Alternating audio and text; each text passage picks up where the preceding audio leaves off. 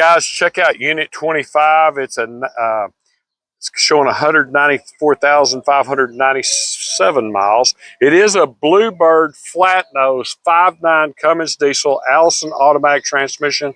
It is not an air conditioned bus, but this bus has been sitting here for some time.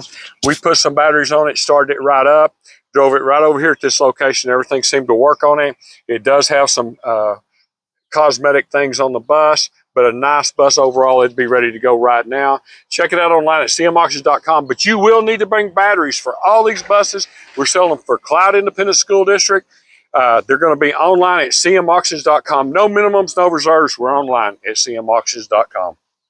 Amigos, tenemos este camión.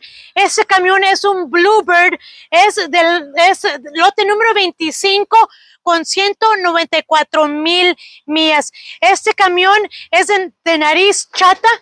Este camión ha estado estacionado aquí por un poco de tiempo. Va a necesitar baterías. Recuerde, no podemos estresar suficiente de que va a tener que traer sus baterías para poder llevarse estos camiones. Nosotros cargamos baterías y las pusimos ahí y sí corre el camión.